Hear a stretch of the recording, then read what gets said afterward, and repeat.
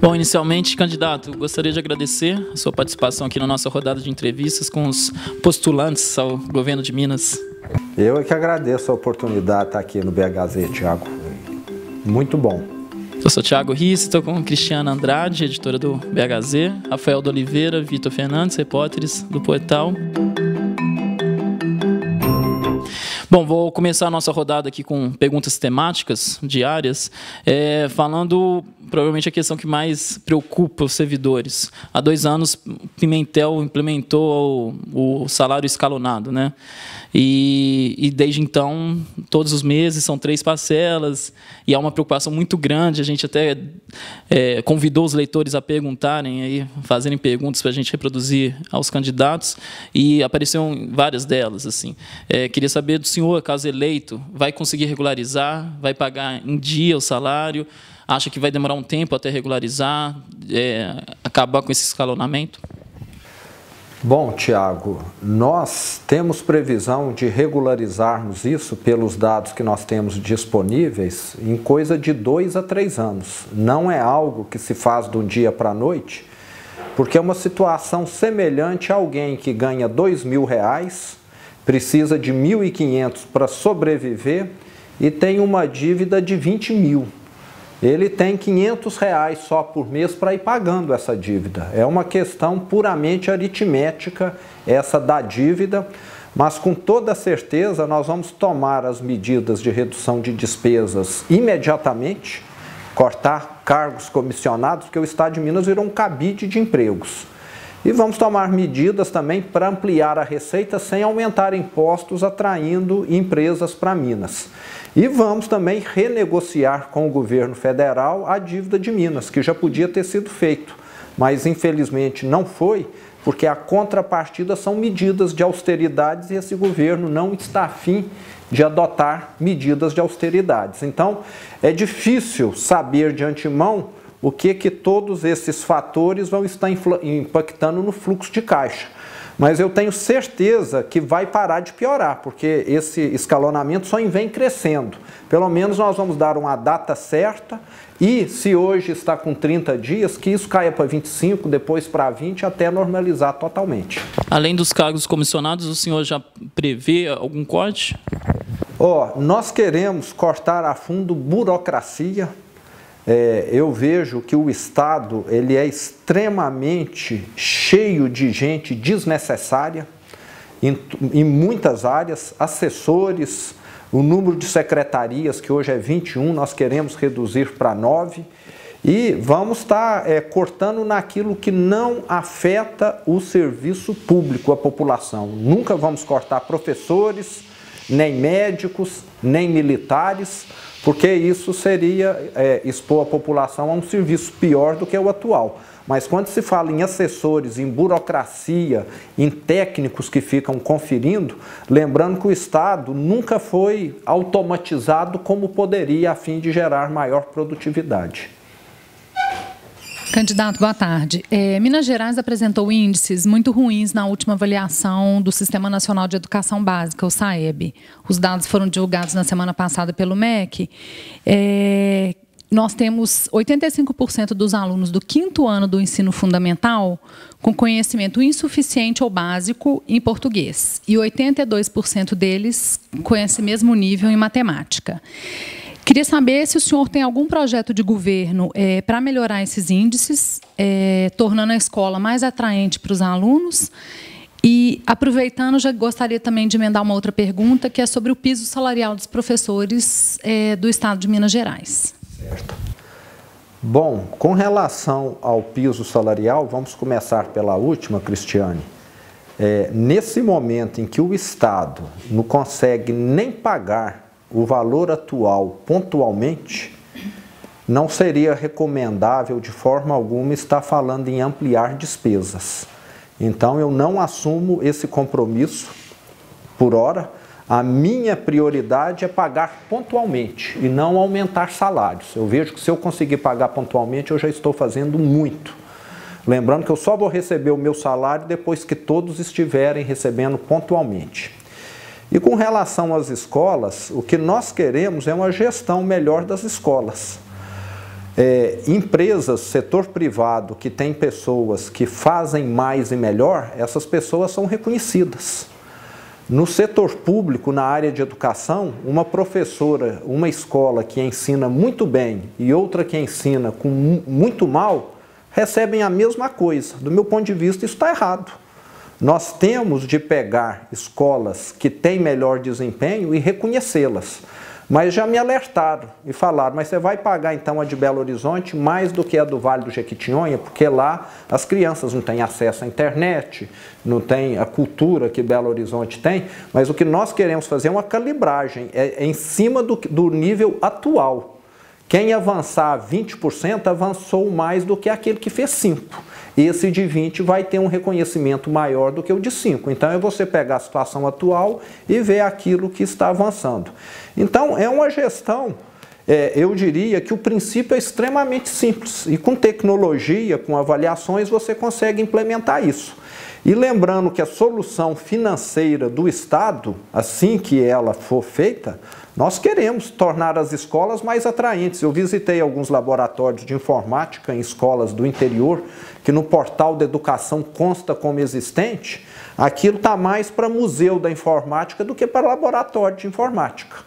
E quem olha no site está bonito, mas é bom ir lá na ponta e conferir, para ver como é que as coisas... E a minha administração, eu sempre administrei os meus negócios indo no campo de batalha, não é dentro de um gabinete, não. Porque relatório e relato de pessoas não te mostram o que acontece no campo de batalha. É bom você ir lá e ver pessoas estouradas, levando tiro, que aí você vê que na hora que você manda uma munição errada para o campo de batalha, como acontece aqui em Minas Gerais, o custo que isso tem e os efeitos que isso causa.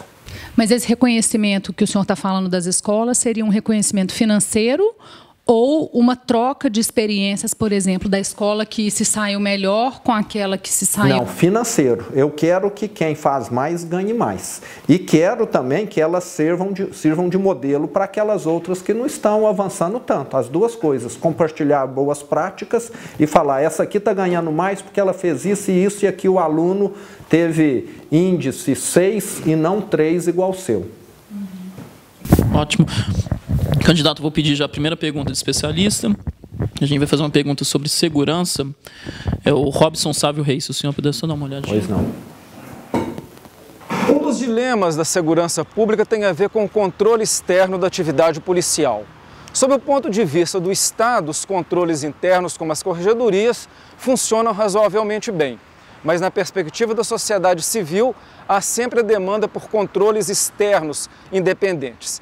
Minas tem uma ouvidoria de polícia, que funciona mal porque não há autonomia nem investimento.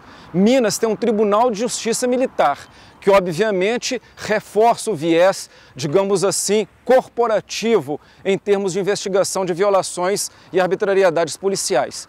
Como que você pretende resolver o problema do controle externo das polícias, principalmente tendo em vista uma demanda por mais transparência e mais efetividade do controle das organizações policiais? É isso, só para eu acreditar certinho, Robson Sávio Reis, ele é especialista em segurança pública e coordenador do NESP da PUC Minas. Sim. É muito interessante a pergunta do Robson. Eu vejo que esse ponto que ele menciona, nós caímos num dilema. Se você deixa alguém interno especializado avaliar a causa, você pode, ao mesmo tempo que você tem alguém que entende, você tem alguém que é suspeito, que é da corporação. Na hora que você coloca isso fora do sistema, você tem alguém não suspeito, mas alguém que não é tão especializado. O que eu recomendo é um balanceamento. Eu vejo que deveríamos ter dois crivos, tanto um interno de algum especialista como de um externo também, e vermos se os dois chegaram à mesma conclusão, ótimo. Quer dizer que estão conversando a mesma língua, que a justiça está sendo feita. Se há alguma divergência, que seja feita alguma arbitragem para poder dirimir. Mas eu não concordo que seja feito só internamento, porque vira corporativismo. Nós sabemos que legisladores protegem legisladores e que policiais protegem policiais. Mas eu tenho uma notícia boa para ele. Eu quero que a polícia, uma das grandes reclamações que eu tenho da área de segurança, é exatamente esse medo deles ferirem ou matarem alguém e depois terem a carreira totalmente comprometida e até a vida pessoal. E nós sabemos que em outros países aí um equipamento barato, acessível, que é uma microcâmera fixada aqui no uniforme, poderia estar filmando toda a ação policial e deixando claro se ele foi meramente, se ele estava fazendo a sua defesa ou se ele matou alguém premeditadamente ou feriu alguém. Então eu vejo que a polícia tem de trabalhar, nós queremos corrigir esse problema dele na causa, não é no julgamento, é evitar o julgamento. Isso é que eu vejo que seria positivo. Candidato, eu gostaria de levantar agora uma questão relevante em relação à saúde. Quando uma pessoa não tem acesso a algum medicamento ou tratamento do SUS, ela entra na justiça para conseguir. E quando ela consegue, parte do dinheiro que vem da verba para o SUS, para o sistema no geral, é destinado para resolver esse caso específico. No ano passado, foram cerca de 15 mil ações judiciais ligadas à saúde aqui em Minas, que custaram 217 milhões da verba da saúde total. Esse ano já foram gastos 118 milhões com cerca de 5 mil ações. Como reduzir o número de ações judiciais e reverter esse valor milionário na saúde geral? Então, no Estado, nós temos uma coisa que provoca uma ineficiência enorme, que é o que eu chamo de legalismo. É você ter de seguir a lei, mesmo que você venha sobrecarregar o judiciário e venha perder as causas. Na área tributária tem isso. Uma empresa já ganhou uma ação, mas o fiscal continua autuando milhares de empresas que vão ter de entrar na justiça para poder ganhar aquela mesma ação. Nós temos, enfim, de rever a origem desse mal que acomete o Estado, que sobrecarrega todo mundo. A justiça fica sobrecarregada com essas milhares de causas. E o pior, o que acontece aí? Um mesmo paciente que solicitou um medicamento porque tem uma doença, provavelmente 1.000 que têm a mesma doença, que vão precisar do mesmo medicamento, vão entrar com ação. Em vez do Estado comprar 1.000 doses no atacado, ele vai comprar uma por uma individualmente, pagando 3, 4 vezes mais caro. Então, cabe aí uma análise que você faz. Eu estou perdendo isso, e isso é recorrente, e a causa são essas doenças, deixa eu dar por encerrado isso aqui. Quem tiver essas doenças, que comprove que o Estado já vai pagar e já vai comprar esses remédios no atacado e solucionar. Você vai tirar o judiciário disso, vai desonerar o Estado, que vai gastar muito menos com defensoria, porque hoje ele precisa pagar os advogados, e vai pagar um remédio muito mais barato, que vai planejar a compra desse medicamento.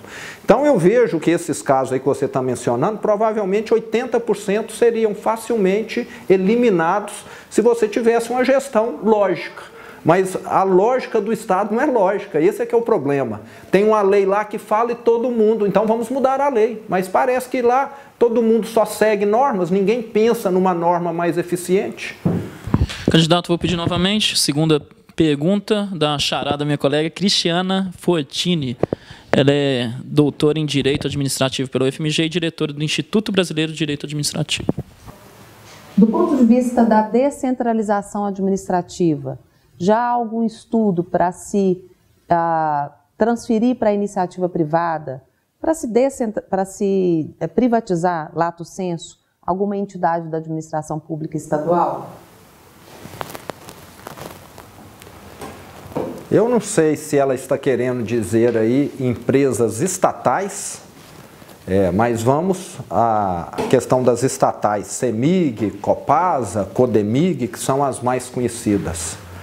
Nós sabemos que a gestão privada é mais eficiente do que a gestão pública, que fica muito sujeita a nomeações, a interferências políticas, etc.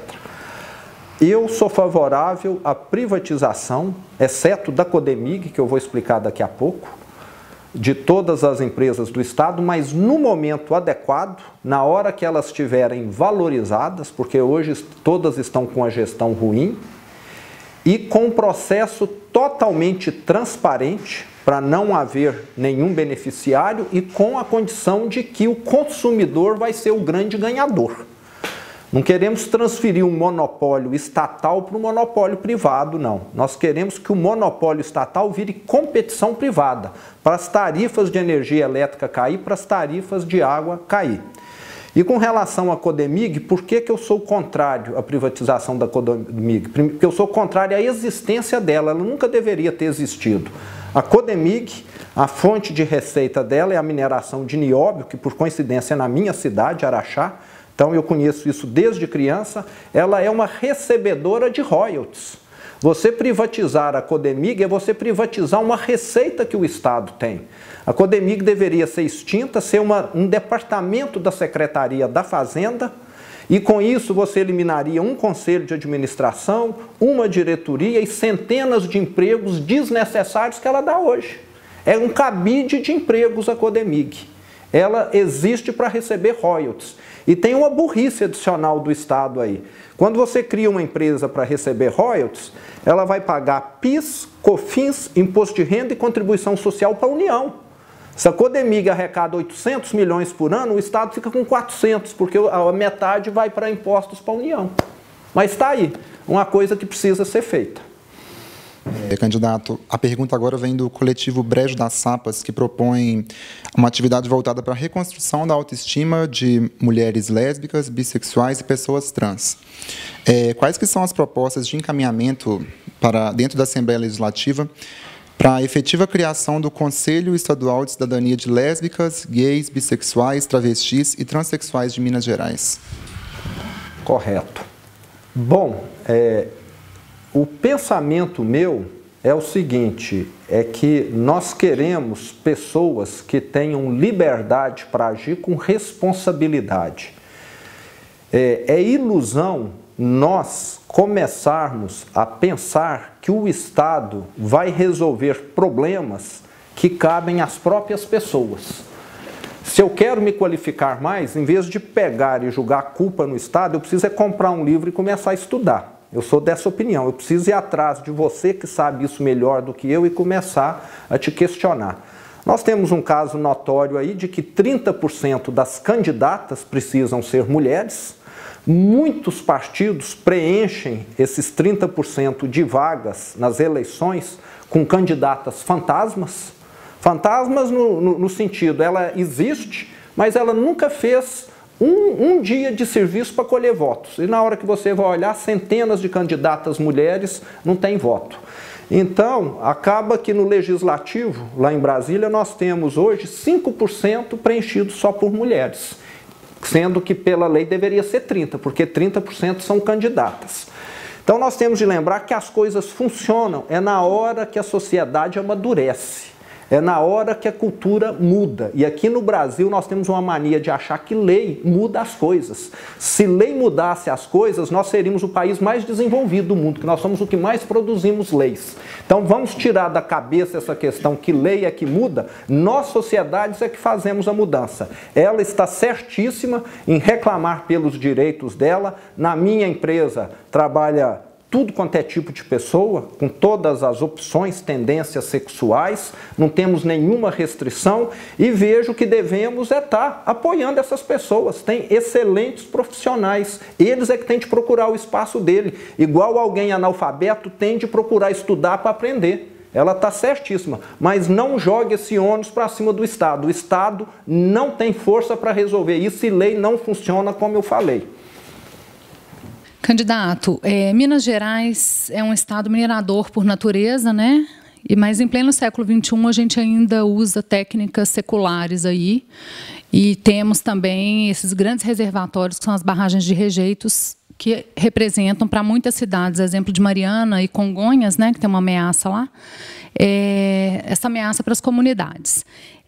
Outra questão de Minas, na área de meio ambiente, são os lixões. Em 2001, o governo do estado implementou um programa Minas Sem Lixões, mas a gente ainda tem mais de 400 municípios com lixões a céu aberto. Eu queria que o senhor falasse um pouco se o senhor tem algum projeto, né, nesse sentido, da mineração e dos lixões no programa de governo do senhor.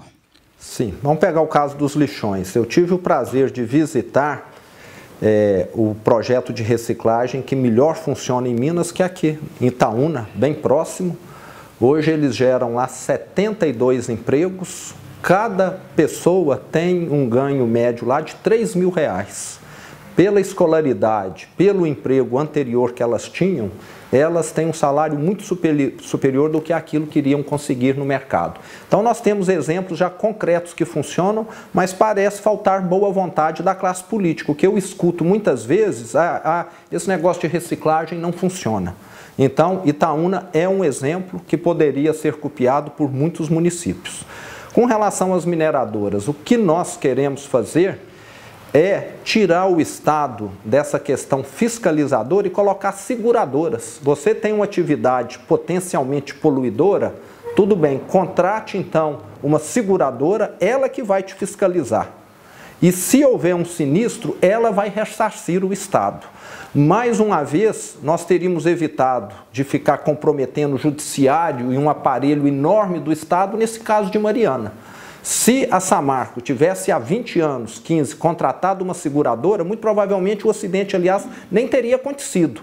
Porque a fiscalização privada, se eu tenho de pagar algo, se você fizer mal feito, eu vou ficar te acompanhando muito de perto. E nós sabemos que dentro do Estado, muitas vezes as indicações são políticas e a competência falta. Então a nossa ideia é levar isso para a iniciativa privada e vai funcionar melhor do que no público. Mas hoje isso não é feito porque não faz parte da lógica do político reduzir o Estado e só ampliá-lo criando mais cargos. Vamos estourar um pouquinho, mas é importante pelo menos o senhor falar um pouco sobre mobilidade. É o próximo especialista, Osias Batista, especialista em trânsito. Por gentileza.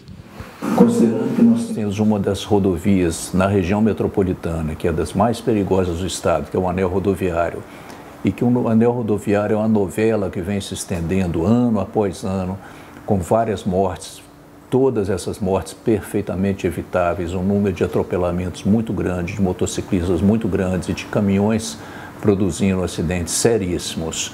E o governo do estado até hoje não teve nenhuma posição de força com relação ao governo federal de se dar uma solução definitiva para o anel. O que será a política adotada no seu governo para minimizar esse problema e principalmente reduzir ou acabar com as mortes no anel rodoviário? Essa questão do anel é semelhante aí ao caso da 381, né, que inclusive causou o falecimento de uma pessoa aqui de vocês.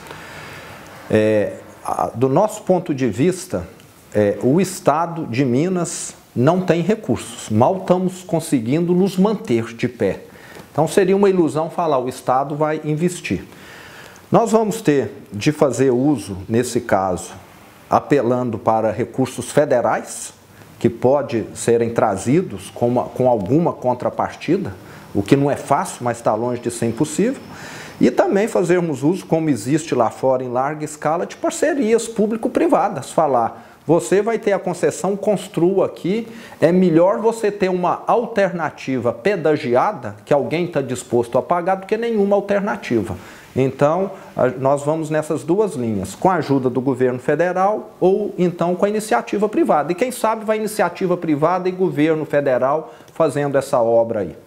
Muito bom. Bom, vamos começar agora já a segunda parte. Peço só que o senhor seja um pouquinho mais objetivo para a gente explorar mais. Temos bastante perguntas aqui. Vou iniciar... o senhor tem uma carreira toda trilhada em iniciativa privada e agora, já disse isso, é um novato. Primeira tentativa, primeiro pleito já é para governador do estado. Aparentemente, é uma clara diferença entre uma administração pública e uma privada. De fato, se o senhor concorda, quais são essas diferenças, o que o senhor pode trazer de bom e o que pode aprender, obviamente? Bom, eu já quero deixar claro que tem sido um grande aprendizado, né? Eu nunca entrei tanto no setor público quanto nos últimos 6 meses que eu estou rodando no estado. Mas eu diria que nós, da iniciativa privada, temos uma regra de ouro que nós vamos levar para o setor público, que é gastar menos do que se ganha. Porque nós sabemos que quando isso não ocorre, nós estamos plantando problemas futuros. E temos uma lógica que o setor público precisa muito, que é a lógica da eficiência. Eu quero que esteja à frente da CEMIG alguém que trabalhe lá 15, 20 anos, um diretor da CEMIG, não um deputado, como ocorre hoje. Eu quero que esteja à frente da Copasa a mesma coisa. Quero que esteja à frente da Secretaria da Saúde um médico que entenda de saúde pública, independente do partido dele. Então, nós vamos fazer uma gestão profissional e não um cabide de empregos, que é o que ocorre, que é a lógica dos mesmos políticos de sempre. Candidato, o Partido Novo tem a menor proporção de negros, sendo apenas 5 dos 414 candidatos. Por que tão pouca representatividade? Eu diria que é porque é um partido que começou recentemente, com profissionais liberais. Já falaram que o João Almoedo é banqueiro, ele sempre foi bancário. É bom pegar e analisar o histórico dele, só que um bancário muito eficiente, que se transformou em vice-presidente do banco, mas nunca teve participação aonde ele trabalhava. E vejo que essa origem do Novo, que começou com profissionais liberais, é um partido ainda pouco conhecido, fez com que nós tivéssemos essa situação nessa eleição. Mas tenho absoluta certeza que na próxima esse perfil já muda. Candidato, em uma visita recente em Belo Horizonte, o João Almoedo, candidato à presidência do Partido Novo, que declarou 425 milhões de bens ao TSE, disse que se considera pobre diante do tamanho da máquina pública no Brasil. Você é candidato ao governo em Minas e declarou cerca de 70 milhões em bens, o candidato mais rico até agora. Sendo assim, eu repito a mesma pergunta para você. Diante do tamanho do Estado brasileiro, você se considera pobre? Eu vou te falar a verdade, eu nunca parei para pensar sobre o que eu tenho, vai lembrar, 97%, 8% são cotas da empresa, ações da empresa. Então, nunca fui uma pessoa que tive vida luxuosa, nunca tive avião, iate, nada. Sempre dirigi meu carro, sempre minha vida foi estar trabalhando. Eu me digo que eu tenho uma vida confortável e me considero igual às pessoas que trabalham comigo. Eu nunca parei para pensar se sou rico ou pobre. Eu me considero um trabalhador. Sempre trabalhei 12, 15 horas por dia e até brinco com o pessoal que trabalha na empresa que muitas vezes eles têm mais recursos do que eu, porque o que eu tenho está na empresa e a empresa não tem liquidez. Você não vai querer comprar ação da minha empresa e ela é capital fechado. Então, eu acho que é uma análise que depende de pessoa para pessoa, isso aí. Candidato, atualmente você é um dos líderes em números de interações nas redes sociais, você é bastante ativo, principalmente no Facebook. Eu queria saber como converter isso em votos, sabendo que você tem pouco tempo de rádio e TV. Sim, é um grande desafio. Eu falo que a legislação eleitoral atual, ela é totalmente injusta, ela privilegia quem está lá, devido ao tempo de TV, aos recursos, etc., mas eu vejo que a população, depois da crise de 15 e 16, ficou mais crítica, porque isso significou o custo do emprego para ela, o custo de uma empresa que fechou ou de uma empresa que encolheu, e as pessoas estão mais críticas e procurando alguma coisa fora dos mesmos políticos de sempre. E eu estou sendo essa alternativa. Eu gostaria só de voltar numa questão que você citou anteriormente, em relação ao João Almoedo ser relacionado com os banqueiros no Brasil. Como você acha que isso pode te prejudicar, já que a imagem do Partido Novo está sendo ligada a isso, principalmente nas redes sociais? Então, eu vejo que tem gente querendo nos prejudicar realmente. Eu acho que eles deveriam fazer um apanhado de todos os candidatos do Novo e falar, olha aqui, tem professor, tem militar, tem dentista, tem médico, tem engenheiro, tem tecnólogo, tem de tudo no Partido Novo, mas pegaram um e falaram, não, esse aqui é banqueiro, e na verdade não é, ele sempre foi bancário, ele teve carteira assinada e todo mês ele tinha de assinar um contra-cheque. Mas depois que o partido começou a se despontar, esse tipo de ação se intensificou. Vamos levando. Candidato, vou agora reproduzir uma pergunta da Campanha Libertas. A Campanha Libertas é um grupo de jornalistas mineiras aqui que passaram em diversas redações e se propõe a fazer uma cobertura focada nas mulheres, né? Bom, elas mandaram para a gente: a violência contra a mulher é um problema grave em todo o país e também aqui no nosso estado, em Minas Gerais. A cada 3 minutos, uma mulher é vítima de violência doméstica, aqui em Minas, no estado. No seu plano de governo, o senhor não faz nenhuma menção a possíveis políticas para conter esse tipo de crime. Primeira pergunta de debate pronto. O senhor sabe quantas mulheres foram vítimas de feminicídio em Minas no ano passado? Tem alguma ideia? Cerca de 500. 433. E quais são as suas propostas para ajudar as mulheres a terem garantido o seu direito à vida obviamente, em Minas. Então, como eu falei, eu vejo que uma polícia militar mais efetiva, sem as amarras que ela tem hoje, ela poderia, muitas vezes, estar sendo mais ágil no atendimento. Nós termos mais policiais mulheres, que aí depende do estado, vejo que elas teriam mais facilidade de recorrer a essas policiais. Eu não tenho o número exato hoje do percentual, mas é um número que pode ser ampliado, que aí depende realmente do estado e não da sociedade. Mas vejo com preocupação, totalmente procedente essa dela, mas vejo também que precisamos mudar, e aí o estado não vai ser um indutor direto, mas sim direto, mudar a cultura. Eu quero que as mulheres estudem, que elas tenham uma profissão, que elas sejam independentes. E não como acontece em regiões mais pobres, serem submissas, que acaba levando a essa situação. Candidato, quando a crise econômica aumenta, cresce o número de comércios irregulares e vendedores informais nas ruas, principalmente aqui em Belo Horizonte. Não sei se nessa corrida do senhor... de Minas todo. O senhor andou pelo centro. De certa forma, isso atrapalha aqueles comerciantes que estão pagando seus impostos, seus funcionários, né? E mantém essas lojas. Como resolver essa situação sem prejudicar os empresários e também dando oportunidade para essas pessoas que muitas vezes estão desempregadas e precisam ter algum sustento, né? E aí acabam tirando o sustento dessa venda nas ruas? Sim. Cristiane, realmente esse é um problema que eu já especulei várias pessoas e não existe uma opinião 100% formada. Uma coisa parece tão simples, mas ao mesmo tempo complexa. O que nós temos visto que tem sido adotado em várias cidades é você criar áreas para esse pessoal, tipo um comércio popular, um camelódromo ou um mercado popular, onde essas pessoas são alocadas e geralmente você acaba tendo um bom movimento, que você faz aquilo com um sortimento de produtos diferentes. Já vi essa alternativa em algumas cidades. Mas, mais uma vez, depende da prefeitura ter algum recurso para poder investir nisso. E nem sempre as prefeituras têm. Candidato, você é a favor da estabilidade de carreira no funcionalismo público ou acredita que os servidores deveriam ser demitidos, assim como é na área privada, quando há um baixo rendimento ou uma crise econômica? Eu sou a favor da estabilidade, mas tendo contrapartidas. Ele estando com um bom desempenho, ele estando se atualizando sempre, e isso sendo checado.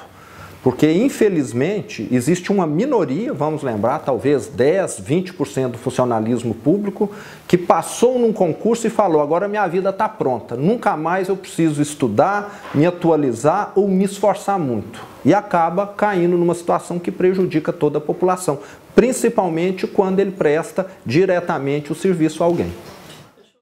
Como seria essa fiscalização em áreas tão diferentes, com perfis tão diferentes de trabalhadores, então, gestores? Hoje nós temos já, né, pelos próprios aplicativos aí que a gente usa para se transportar dentro aqui da cidade, né, com táxi, Uber, etc., uma avaliação. Por que todo funcionário público não ser avaliado por quem o atendeu? Porque até as avaliações internas nós sabemos que são muito distorcidas, né? O chefe quer privilegiar a turma dele, etc. Mas esses externos, e tem alguns índices que você pode criar em algumas unidades dentro do Estado e falar, vocês têm de estar melhorando isso aqui. Se não estiver melhorando, é sinal que você não está aperfeiçoando com o tempo. Vamos pegar aí, número de causas que um juiz julga por ano, né? Poderia ser algo implementado. Sei que já há alguma coisa nesse sentido, mas em vários pontos do Estado não há nenhuma avaliação. E tudo que você quer melhorar, você precisa avaliar. Se alguém quer emagrecer, precisa de uma balança. Senão ele não sabe se está evoluindo ou não. E no Estado, o pouco que existia de avaliação foi destruído nessa última gestão. Correndo risco de perder o emprego? Eu vejo que a pessoa teria toda a oportunidade de se recuperar, de se qualificar, totalmente justo, seria feito isso formalmente, e caso não, aí realmente ela perderia, sim. Você disse também ser favorável à unificação das polícias e à criação de um sistema de georreferenciamento para apontar quais são as áreas mais perigosas da cidade para que as pessoas evitem essas áreas. Mas não seria mais justo combater o crime e devolver a cidade à população?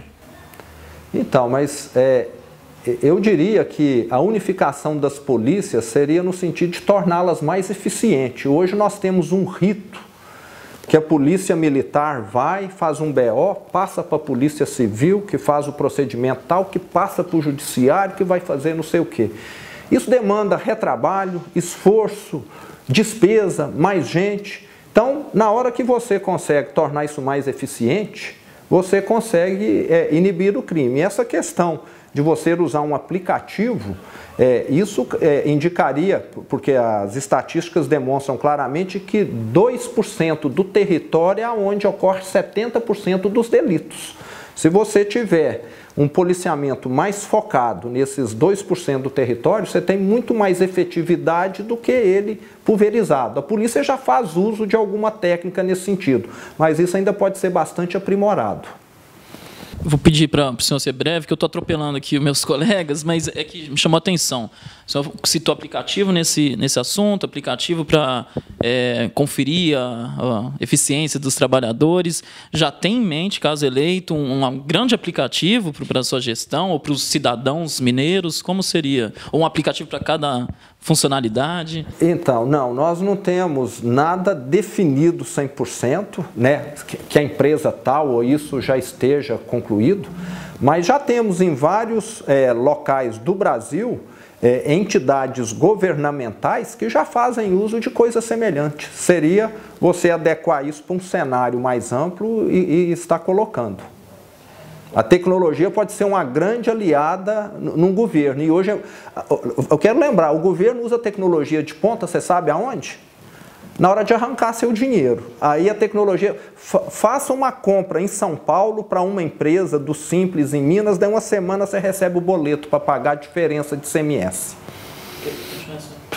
Tecnologia de ponta, para arrancar dinheiro de quem trabalha. Então, candidato, quero pegar uma carona nessa pergunta também. Temos aí uma estrutura da Universidade do Estado de Minas Gerais, da UENG, né, espalhada por Minas, e temos as universidades federais. E Minas tem se mostrado já há um bom tempo, Belo Horizonte também, forte, né, nessa área de tecnologia. Como que o senhor pensa ou tem já no programa do senhor em melhorar a UENG, a estrutura da UENG hoje, que é sucateada no interior, e conversar e fazer essa ponte com as universidades federais, que, claro, tem recursos da União, mas estão em Minas Gerais e também tem grande potencial, aliando com essa tecnologia que o senhor, como o Thiago comentou, né, está mencionando aí em vários aspectos do governo do senhor. Cristiane, essa área de tecnologia, eu vejo ela da seguinte maneira. Uma empresa embrionária, que são essas startups, muitas vezes um estudante lá tem uma ideia brilhante e não tem um capital para poder levar aquilo adiante. Do meu ponto de vista, o Estado, nesses casos, ele não tem de dar um financiamento, ele tem de dar quase que uma doação. Aquilo lá é como se fosse um recém-nascido, ele precisa do recurso para sobreviver. Então, isso seria feito de forma técnica e falar, essa ideia aqui merece 50 mil reais, essa aqui 100 mil, e muitas vezes isso é suficiente para dar o pontapé inicial para empresas que, vamos dizer, em um ano tem potencial de estar gerando 20, 30 empregados e pagando isso de volta em impostos em um ano. É o melhor investimento que o Estado tem. Pode parecer que o Estado está doando, mas nesse caso ele está colocando dinheiro aonde aquilo vai retornar para ele diversas vezes. Só que hoje, mais uma vez, nós temos leis que complicam todo esse processo. Então, isso seria um grande indutor. O Estado está, vamos dizer, dando a fundo perdido. Perdido entre aspas, porque ele vai recuperar 20, 10 vezes o que ele está colocando ali. Candidato, estamos quase nos acréscimos e gostaria de fazer mais duas perguntas, uma minha e uma do Rafael. O senhor, obviamente, é liberal, né? Defende o Estado mínimo, etc. O Estado forte, eficiente. E sendo assim, qual que é a sua posição sobre a legalização da maconha e legalização do aborto e a descriminalização do uso, né, de maconha, de drogas? Sou contra todos, eu pessoalmente. Tá, mas falando como Estado, você seria contra também? Sim.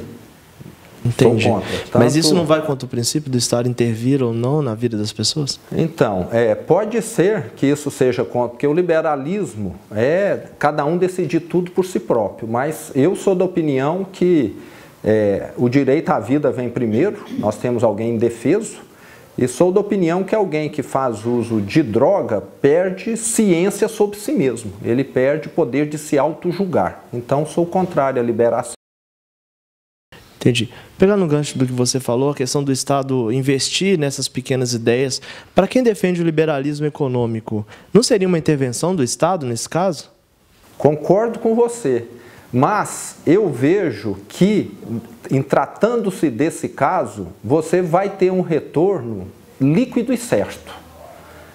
Que Estado que não quer investir 100 mil, se daqui 1 ano, 2, ele pode estar arrecadando 1 milhão com aquela empresa ali de impostos? Pode parecer sim. Enquanto a iniciativa privada não tiver disponível, o ideal, até quero lembrar, diante da sua pergunta, é que o Estado intermedie e traga pessoas da iniciativa privada, mas caso não haja, que o Estado seja esse indutor, pelo menos temporariamente, até provar que isso realmente funciona e que você chame alguém da iniciativa privada para dar continuidade. Candidato, muitíssimo obrigado. Eu é que agradeço aí a oportunidade, foi um prazer estar aí com vocês.